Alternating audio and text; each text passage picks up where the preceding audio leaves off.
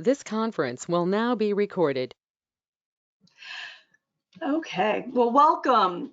This is our May Genealogy Series program, which is often about DNA of some sort, and tonight is no exception. We will be talking about DNA and researching those unknown matches. My name is Charity Rouse. I'm the Director of Local History for the Spartanburg County Public Library System in Spartanburg, South Carolina. There is a handout for this program. If you are watching live, the link will be in the chat. My colleague Kristen will be helping monitor the chat. If you need a review of the basic vocabulary for DNA and basic DNA information, I have a presentation called DNA Basics for Genealogists, which was recorded last year, and it is on the library's YouTube channel in the genealogy playlist number 8. There are quite a few programs in the genealogy playlist, so feel free to take a look at those and watch those at various times. The handout will be posted in the description below the video.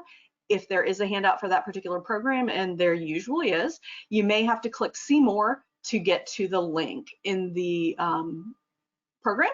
If you have trouble finding the link, feel free to just email kroom@infodepot.org, and we will get that link out to you if there's a problem.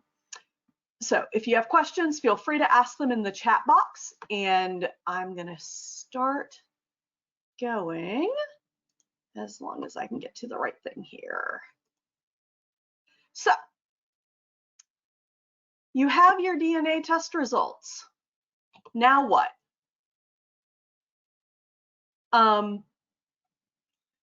Well, what you need to do is, presuming you've taken a DNA test, you get your results back, you've built your basic tree, and you've associated at least a direct pedigree on it with your DNA test, and you've researched back on your direct line as far as you can. At least 4 to 6 generations is really helpful with DNA.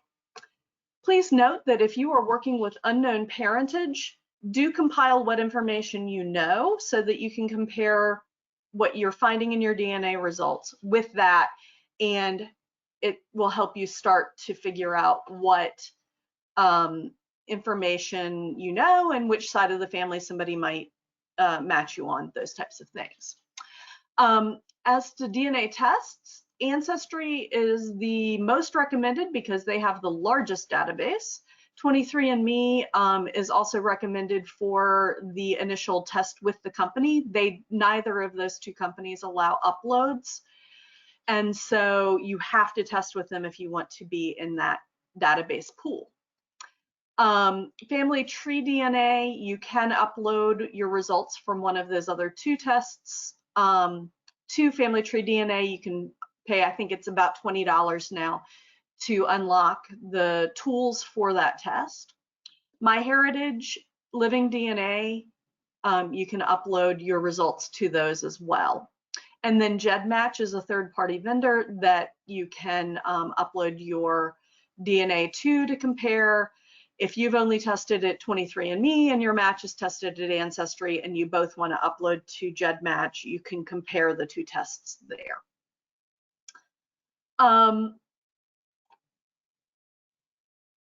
So that's some of the basic information. And so I have tested with all 5 of the basic genealogy companies, and I have uploaded my results to GEDmatch, and I did this little chart just to show a little bit about how different the results can be in numbers, because the different populations test with different companies. Ancestry, 23andMe are the largest for Americans. MyHeritage is more popular in Europe. It's actually based in Israel. Living DNA is based out of Great Britain, and Family Tree DNA has been around the longest. So they have a large database of testers, and Family Tree DNA is also the only current test that will do a specific, or current company that will do a specific Y-DNA for the extreme male line or mtDNA for the maternal line. We're not going to talk about those tests tonight, but just know they're out there. So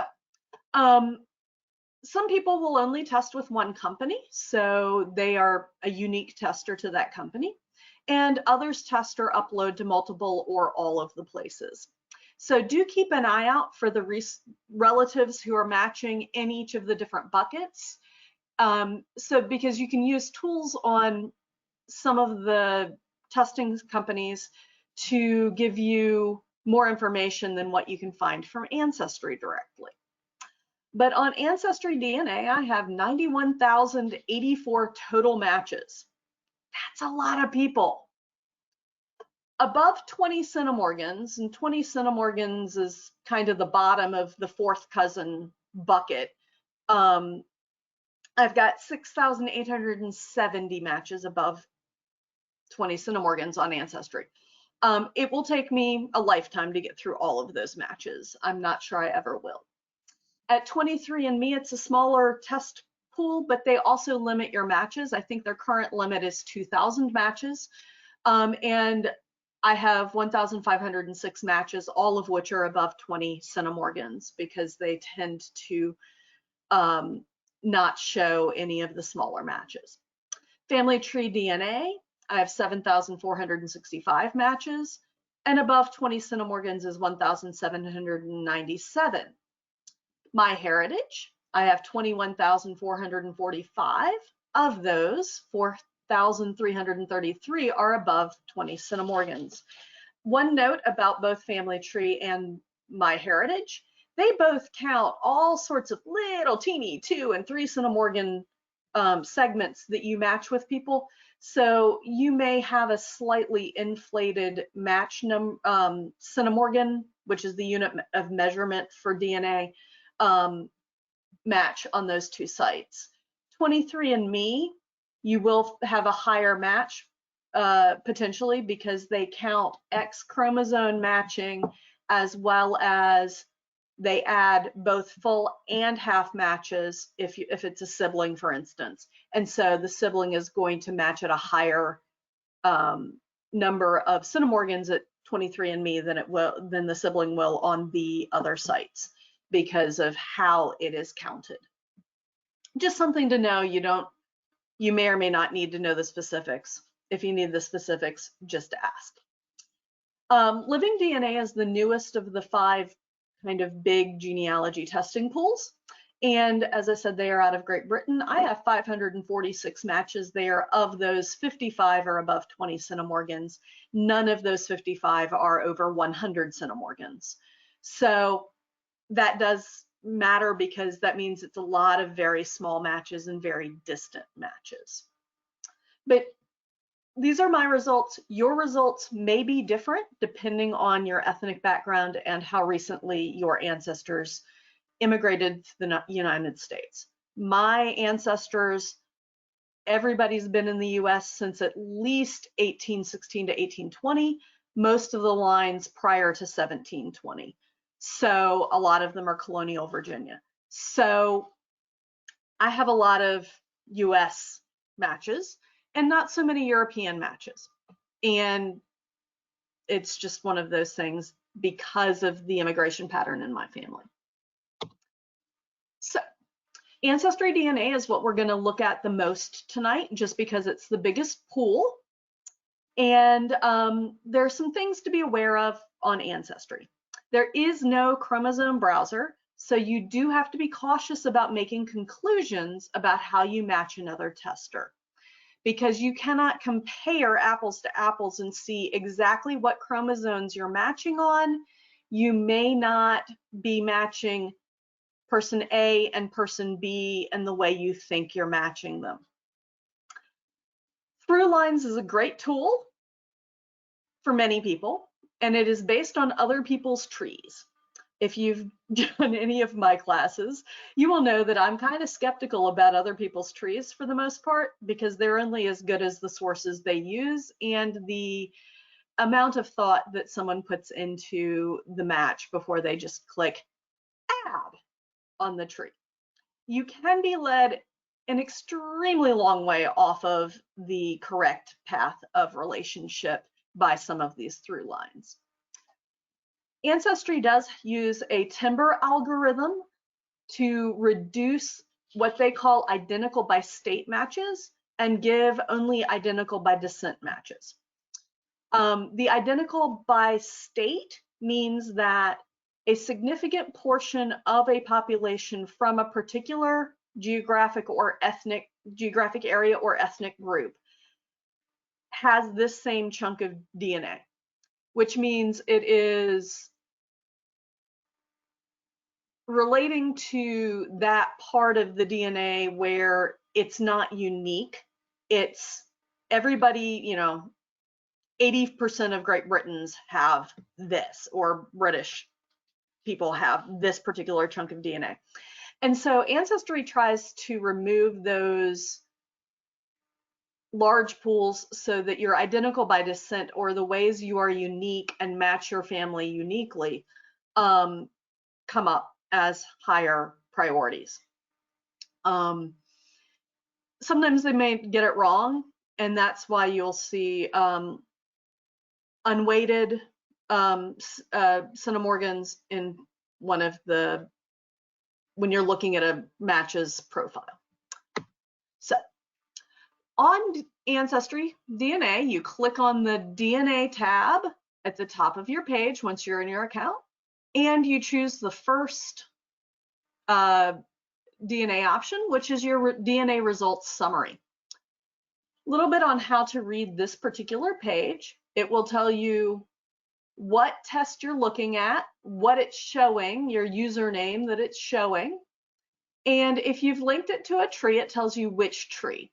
Many of us have multiple trees in our accounts, and you want your DNA test linked to the correct one. In my case, this is a direct pedigree chart going back as far as I had proven the ancestors in 2015, I think, when I did my DNA test and uploaded it. I need to update this particular tree. I just haven't in a while. It gives you, they give you a DNA traits and personal discoveries project links. I'll talk a little bit more about those later.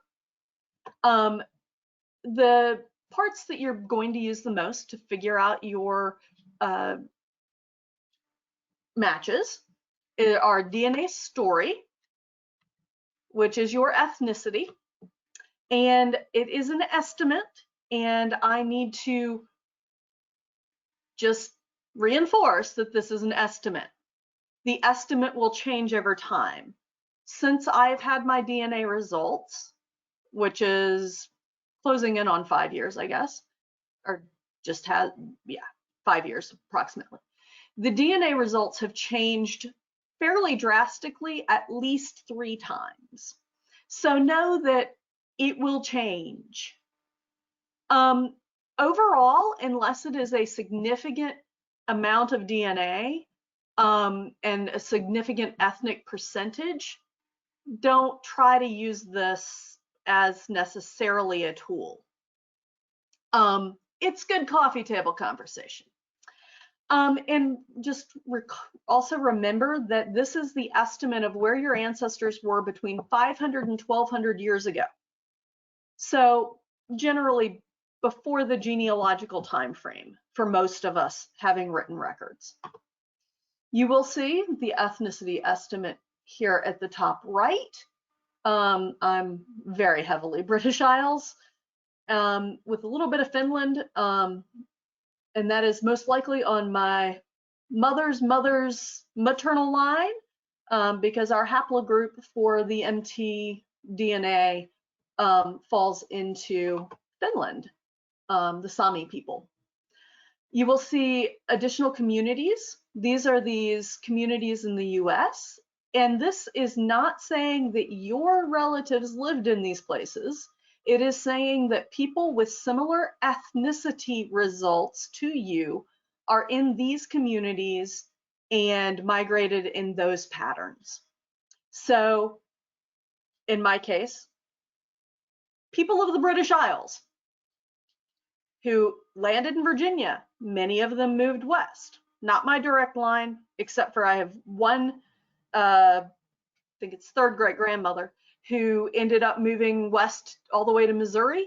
But her son, my ancestor, he stayed in Virginia on the home place. So my folks didn't move around a lot. They stayed on the East Coast.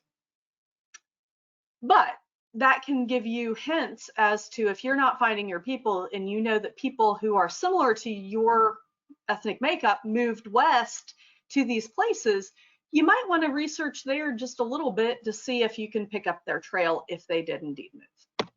Okay, the through lines. I don't use these a lot because they work better if you have a full tree with all the siblings and such associated with your account. But this is what it looks like. If you had pictures, it would show the pictures of these people. And when I hover over my great grandfather on my Rouse line, I have 0 DNA matches. These are based on trees. These also depend on someone from that line having tested. There are no other living descendants of this great grandfather and great grandmother who, other than my brother, are alive to test. Nobody's going to match me on that through line because there's no one to match. My father was an only child and only grandchild on that side of the family. On my mom's side of the family, her mom's dad, there are through lines for this particular line of the family. And we know that we have a descendant of my grandmother's oldest sister, 3 DNA matches from Uncle Charlie's line. My mom, my aunt, and I have all tested. And then another brother Clinton has a great grandson, I believe, is how that one works, who is linked through this. Now, these are based on their trees and based on my tree, and Ancestry is guessing if it's got the dotted lines. There are descendants of others of my grandmother's siblings. They just don't have trees. These are hints. Do not take them as fact, but they can be good hints as to who you're looking for.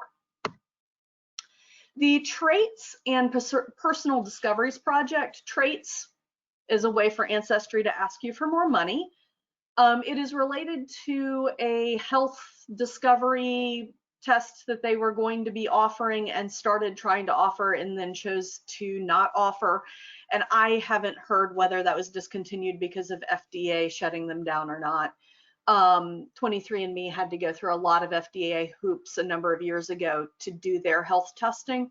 So Ancestry may reoffer the health at a future time, but anyway, this is traits such as, are you more likely, given your genetic makeup, to be blonde or blue-eyed or various things. The Personal Discoveries Project, if I understand it correctly, works in tandem with the traits to give them information on people with the various ethnic makeups, answering the questions so that they have information about, hey, people with your genetic makeup are likely to be high caffeine consumers or whatever. I haven't done the traits. I did do the health on 23andMe just to see what it is. I haven't found it terribly helpful, but there are other people who find it very helpful.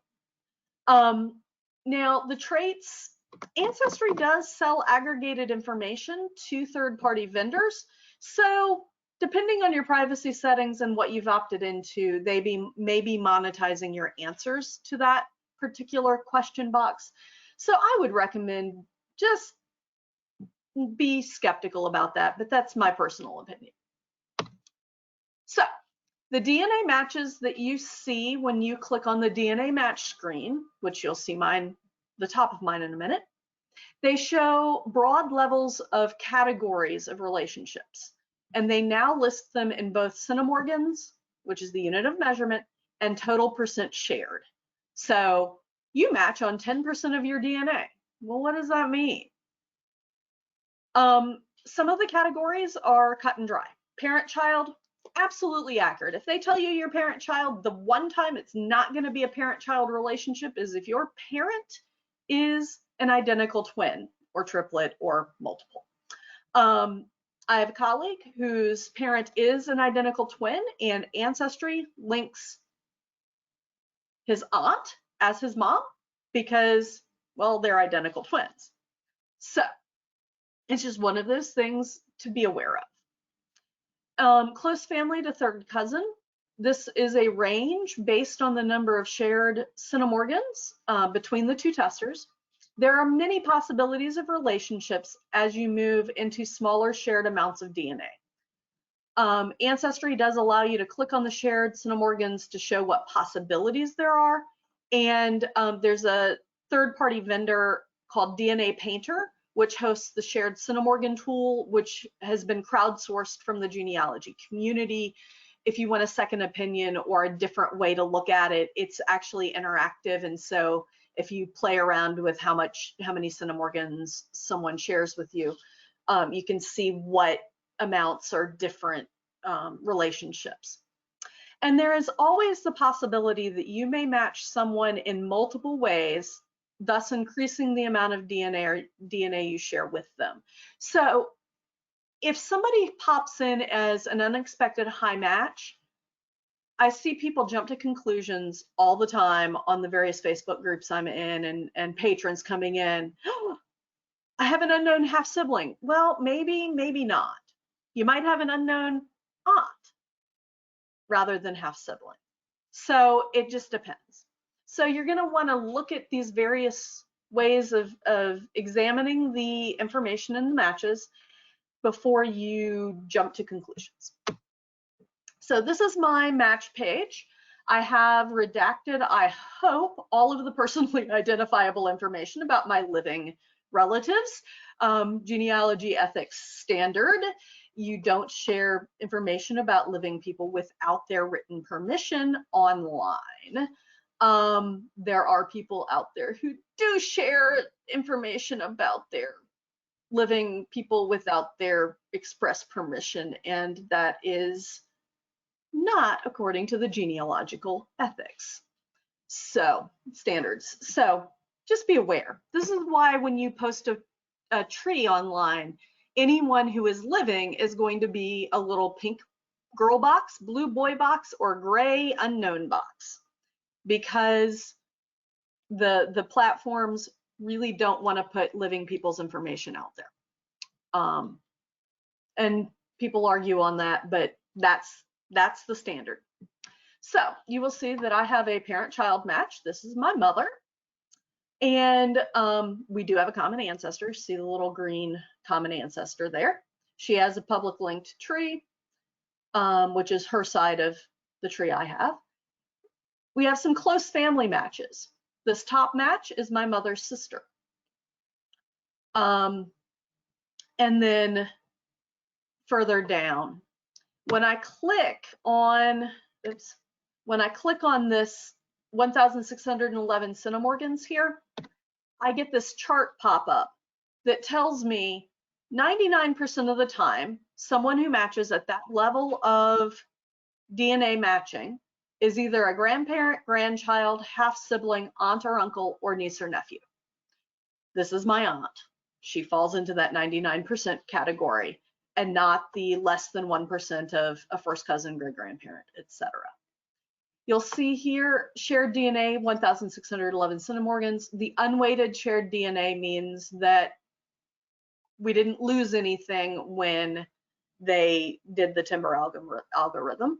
And then the longest segment is 110 centimorgans. Longest segment can be helpful because if you have a small match, say 30 centimorgans, the longest segment is 5. you know, that's going to be a questionable match. So when I went down to that next match underneath my aunt, MB is estimated to be a first cousin one time removed, half first cousin, second great grandparent, second great grandchild. Oops, see more. Anytime there's a little blue hyperlink, just click it and figure out what that is, and there's an explanation for it, and it'll tell you information that you might need to know. And so it goes on with the great grandaunt and uncle, great grandniece and nephew, half grandaunt and uncle, half grandniece and nephew. So there are a variety of possibilities in this 89%. I happen to know that this is a first cousin one times removed. When I look at that person on my mother's test, it is her solid first cousin. And given their username, I know who that is. DNA Painter, this is what their website looks like, dnapainter.com. They have a tree part of the site that I haven't played with yet. They have tools, which we'll look at. They have chromosome mapping, which I've played around with, but that's a whole nother program. So when I click the tools, this is the top part of that tools list. There are a couple more tools that are down if this was live website versus screenshot. I'll just speak a moment about the what are the odds tool. WATO, W-A-T-O, is the abbreviation that is commonly used for it. And it helps you create probability trees for unknown matches. And so if you have a persistent unknown match that you really want to look at, this would be a tool to explore. There are plenty of YouTube videos out there and help files on DNA Painter that can help you get started on how to use the tool. But the shared centimorgan tool, as I said before, is crowdsourced from the genealogy community, reporting their known relationships. So you can enter the total number of centimorgans, you can enter the percentage that you share with the match, and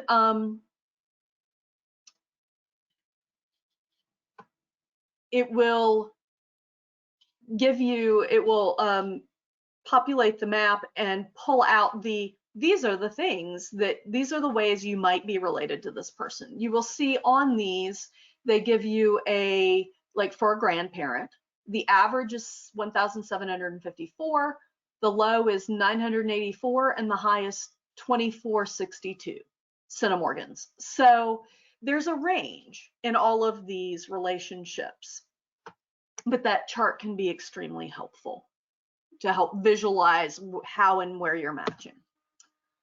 So on my DNA matches again, as we start to look at these DNA matches, can you identify who these people are? Well, parent-child, fortunately, I know my parents, knew my dad, know my mom, you know, and and I knew she had tested because she tested at the same time I did.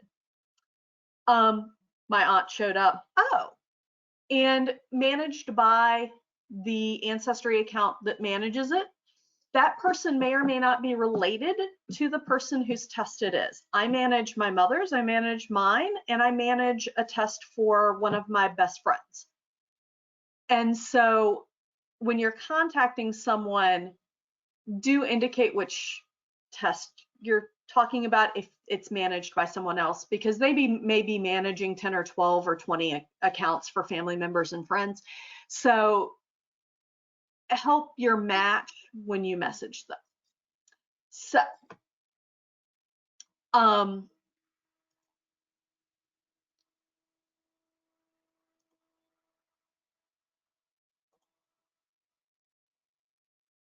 okay, going down, okay, this is mom's first cousin on her mom's side. Oh, this is a brand new match that literally showed up today. There's a little blue dot saying, hey, this is a new match. I have no clue who this person is. And that's a lot of shared DNA. So I'm going to have to do some more looking on that. I didn't have time today to look at that match very much, but I'll show you in the leads chart where I think they fit in and why they're such a high match. BL is another one of my mom's maternal first cousins. So you click on View Match to see more about this match. If they have a connected tree, Ancestry may suggest a common ancestor. That ancestor or couple may or may not be the correct one, but it's based on the tree, and you know, unless something really weird is happening with not the expected parent in one or the other tree, it should be relatively accurate. So I clicked on MB's tab, if I can get it to move there. And it's telling me first to second cousin on my mother's side. Because my mother has tested, it breaks it into mother's side, and then it doesn't say anything on dad's side. My father is deceased, so he's not around to test. He was an only child and an only grandchild on the one side of the family. And there are very few living relatives on that side of the family. So I don't have many testers on that side. It tells you how much DNA you share, and you can message someone. If you only have DNA through Ancestry, you do not have a records account, record subscription, you can still message through the DNA page. There's a place here where you can do groups, and I'll talk a little bit more about groups in a minute, and you can add a note.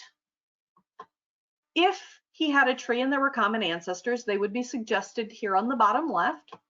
And this is the trees tab. There's no tree, and it tells you, hey, contact this person. Ask them to put a tree with their DNA results. Haven't had a lot of success with that request. When you click on the ethnicity in the middle, it shows you your ethnicity versus their ethnicity. Pretty similar for M and me. It's good coffee table conversation. I don't find the ethnicity estimates to be particularly helpful, although some people have been successful, especially if they're looking for that one grandparent who was Jewish or that one grandparent who was African. So there may be help in the ethnicity. My ethnicity is just so homogeneous that it's not terribly helpful. On the shared matches, this is the tab that we're going to use the most tonight and talk through. You get, okay, MB matches my mom, MB matches my aunt, MB matches this brand new match. And you go down and MB matches a lot of different places. And so when you see these shared matches, you can start to get an idea of what side of the family this person may be on. So on my top paternal match, I don't know who this person is, and I don't know where they fit in my tree, but I have some clues.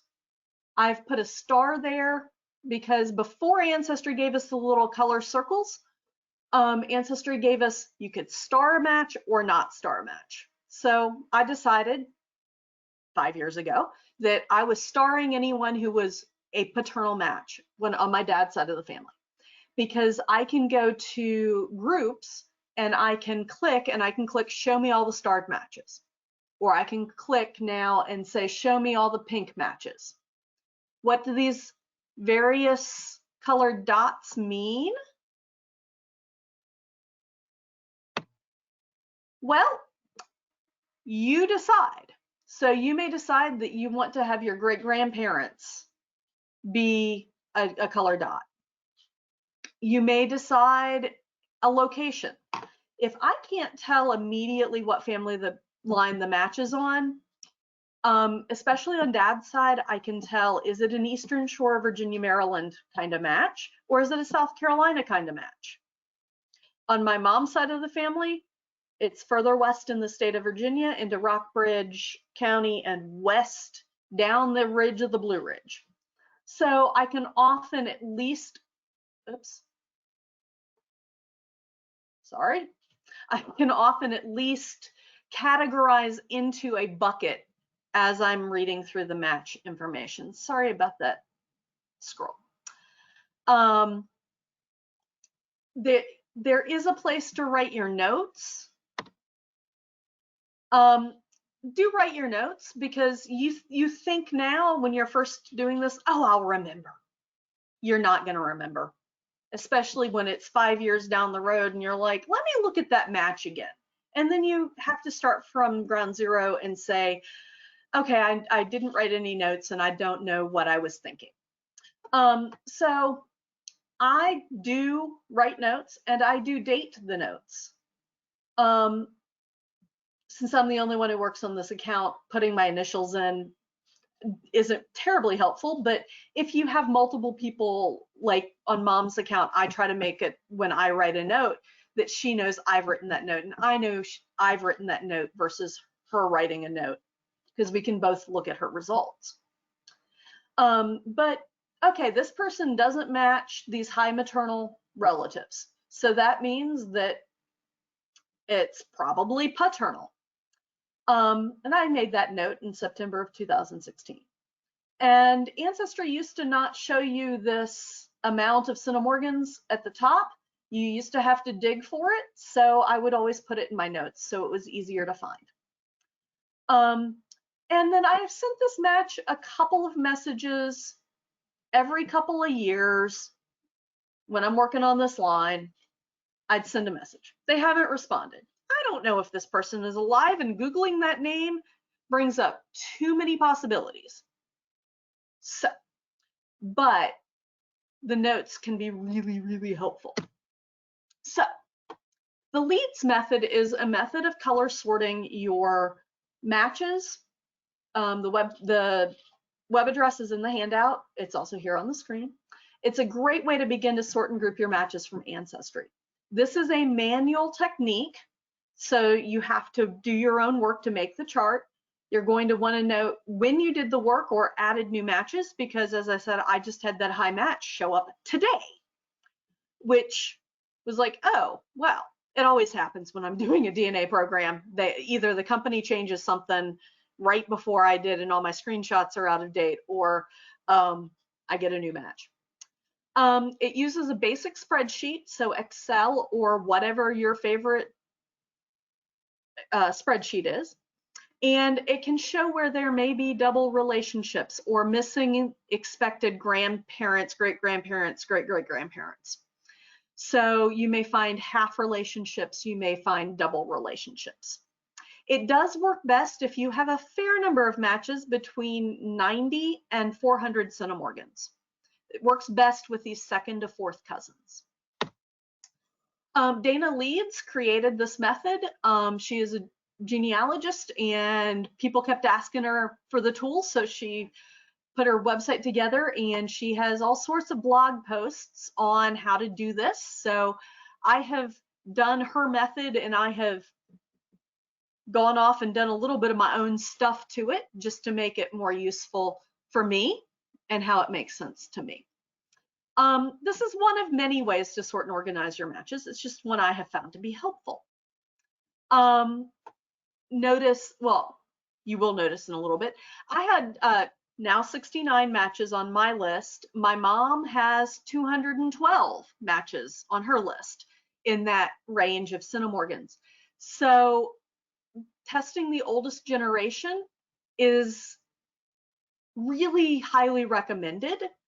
And for me, having 2 generations to compare to is very helpful on some of these, because I didn't inherit everything from mom to match some of these people. So my matches are quite low. With some people, she matches rather high with, or well within the top part of the range of cousins. So for the leads method, you start with a blank spreadsheet. You fill in the top row, match name. I add a line, especially because for this program, I was doing initials only instead of the full username for the match. And that can be problematic when you've got multiple people with the same initials. So I put the match name, how many centimorgans we share, and you start with group 1. So you have the initials going down, or the match name, full match name for people who aren't trying to keep privacy when you're posting online, the number of centimorgans, and group 1 is ready to go. I do click on view and freeze panes and choose to freeze the top row. That way, when I scroll down below the top 25 lines, that header keeps with me so that I know who's in that column. So the initial groups, and this is one of my adaptations, I do triple X's to identify who I did to sort, because that can make a difference. So group 1, BL, and then I went through the shared matches on Ancestry and everybody she shares. And we got a problem here on WP, but I'll get to that in a minute. And then you go to the first person who has a blank from group 1, and they start group 2. And you go down, everybody who matches group 2. I've got a number of people who are matching both of these. This is interesting because BL is my mom's maternal first cousin, and WP is her father's first cousin. So one is on grandfather's side and one is on grandmother's side. Group 3, BE, and you go down with a different color, group 4, etc. So this is what my full leads chart looked like. And I've done some preliminary grouping. That group 1, it's my mom's parents are those lines. Group 2 is my mom's dad's lines. Group 3 and 4 are Eastern Shore and on dad's side. Group 5 is on mom's paternal grandmother's side. And then group 6 again is on the Eastern Shore. And then group 7 is again on mom's dad's side of the family. In this, I have no paternal grandfather matches at all. I wasn't expecting them since my father was an only grandchild. His top paternal match, or my top match on my dad's line, is 74 centimorgans on the just generally. And on my surname line, the top match is 56 centimorgans and a second cousin once removed. And she's about the only closest living relative I have on that side of the family. So, and I only had 9 paternal grandmother matches in the entire 69 in my leads chart for above 90 centimorgans. And I'll show you what I did in a minute about trying to sort those and the other paternal grandfather matches or paternal matches in a minute. So we've got this problem that we've got these overlapping between my mom's side of the family and my mom's dad's side of the family. What is going on? Why are they matching? Well, this is where the genealogy part comes in. And so we have these colored boxes. Now what? Well, can you identify a color with a set of grandparents or great-grandparents. Are those people consistently matching you there? Are there unexpected overlaps of color? Yes.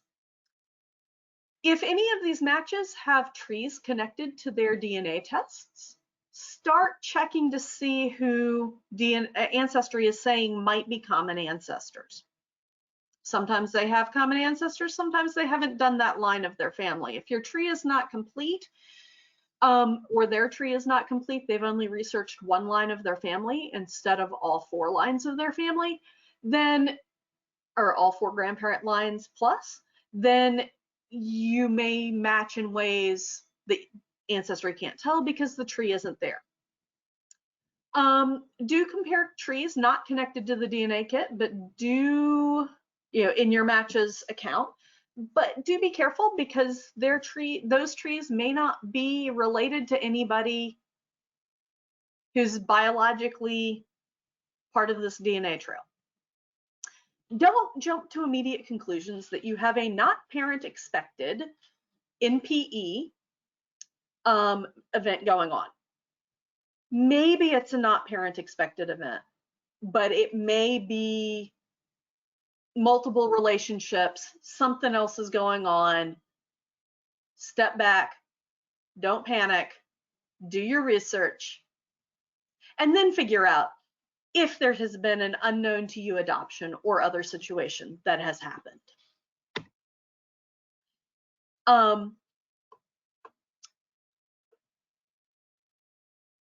I added columns for confirmed primary relationship and common ancestors on that, plus additional common ancestors, because I had a sneaking suspicion that something was going on here with these double relatives. Well, I also dug into the trees of BL and WP. Turns out that they match each other on their opposite lines from how they match me. So we match, BL and I match on the Goad side of the family, Goad and Johnson.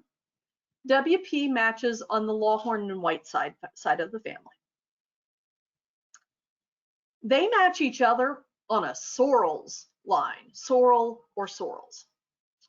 And I see quite a few other people as I go through my matches who also have that sorrel. And so they are matching in multiple ways, in different ways. If Ancestry had a chromosome browser, what it would show me would be showing me matching them one way and them matching each other in different parts of the DNA chromosome. So I started saying, okay, this is a first cousin once removed up maternal, or down, in the case of my first cousin's child. Dana Leeds generally recommends that first cousin relationships do not go into the method. I added them just because to see what happened. And so we're going through here and you see, oh, look, we have a third cousin through Lawhorn and Whiteside, a fourth cousin once removed through Shoemaker and Miles.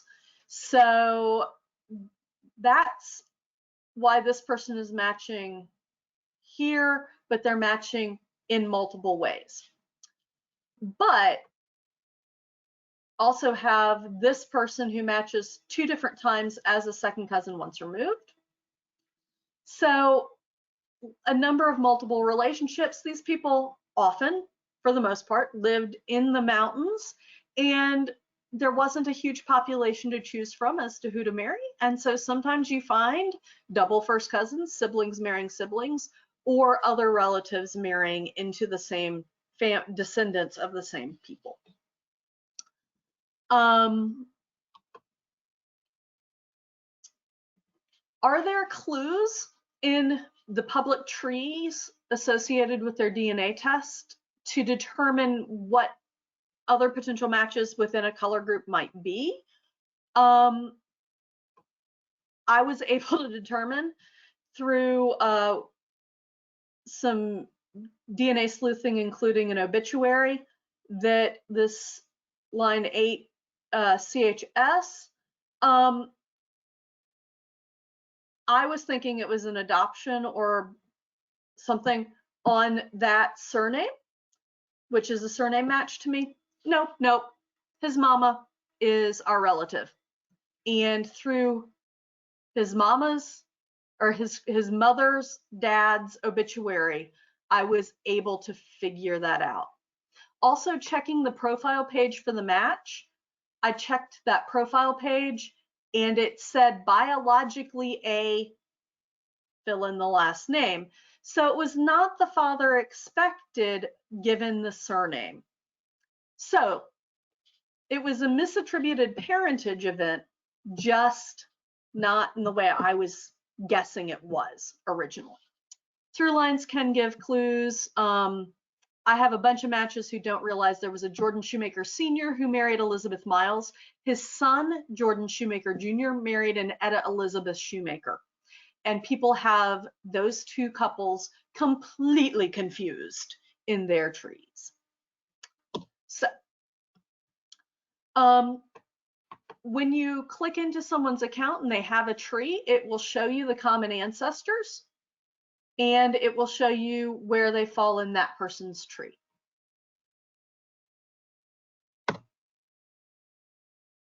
If they have their DNA attached to a tree, but their tree is private and searchable, it will also give you hints. So I forgot to edit this one. I am so sorry.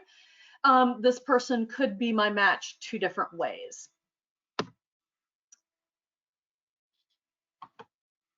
Okay, so mentioned that I did a leads chart for just my paternal matches and I went down to 50 centimorgans. My highest match, of course, is 241 centimorgans and went all the way down.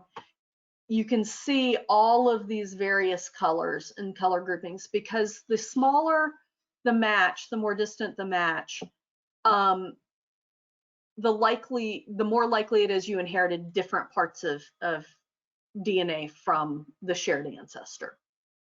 So some of these I can break into that maternal grouping or paternal grouping, and some people I can break like this clump. Oh, this clump in the magenta and this clump in the yellow may very well be related somehow because a large majority of them are sharing DNA. So it does depend. This is my mom's leads chart, part of it. And you can see that on her side, it's sorted into 9 groups, although the 9th is at the very tail end in that 90 centimorgan area and just 2 people in that group. So I'm not totally sure what's going on there. But people are matching in multiple groups, working on how okay, this is a 3rd cousin twice through 2 sides of the same line or 2 parts of the same line, or these are both in my tree, but they match both of them through different children. And so there are a lot of double relationships that I'm having to sort through on this. So it gets interesting. It's a lot of fun. There are other tools out there that can do auto clustering, but sometimes it's better to do the manual and take some time and really work with your results and learn how this is working, because you'll find things and you'll go, wait, didn't I just see this name over here? And so that can help. So some conclusions. It can really help to test the oldest living generation on each line if possible. Unfortunately, on Dad's side of the family tree, my brother and I are the oldest living, and in some cases the only living generation. But having Mom test means that I can focus on her side of the family in a more robust way. She had the 212 matches. From 90 to 400, I only have 69. So that's a pretty significant difference generation to generation. Don't jump to conclusions. Just because somebody matches at a place that's potential for a half sibling, it does not make them a half sibling. Do not necessarily go by age on things like aunt and uncle, because I have a friend from growing up who has nieces and nephews older than she is. So depending on generations of family, and did a sibling have grown children by the time the other sibling had their first baby? It happened, especially when you're talking 10 and 12 and 14 children. The children of the oldest child can be the same age as that youngest aunt or uncle. So know that there can be shifts in generations. You can always reach out to a match. I haven't had a great response rate from Ancestry's very buggy messaging system, but that doesn't mean you won't have better results. If someone has tested on multiple sites, they are more likely to respond. And you can also identify that you think you matched them on this site and this site and this site when you contact them, and they'll know that you're serious, you know that they're serious. Many people do test for ethnicity. Don't use the results or think about them again. So they're not testing for cousins. You're just lucky that they did test, because they may be that key to help you figure out how a family line goes together. If someone has found a not parent expected or other unexpected relationship, they may need time to come to grips with it. So, don't be pushy in your contacts. Don't contact them repeatedly day after day after day.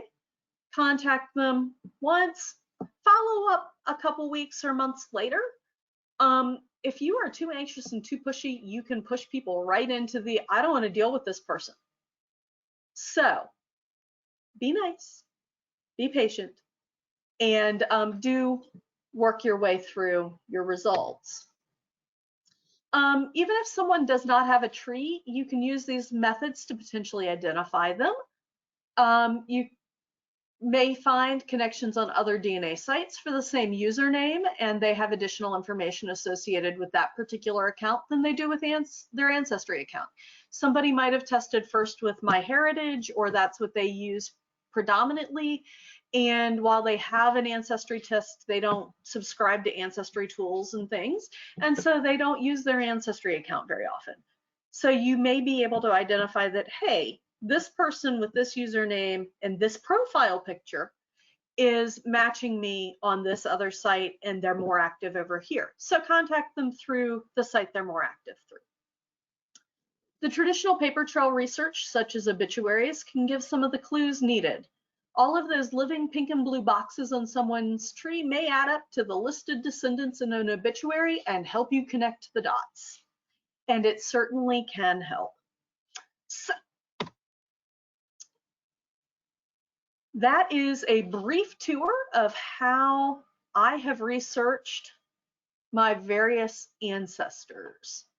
Are there questions? Yes, Kristen just put a link to the handout and a link to the genealogy playlist on YouTube. Feel free to check out any of the videos on our YouTube page, and do keep watching for our various summer reading programs and our Chautauqua series of historical interpreters and lectures. It's different from our genealogy series, but good stuff all around. So thank you everybody for coming. I'm going to stop the recording, and I will still hang out and take questions if people have questions.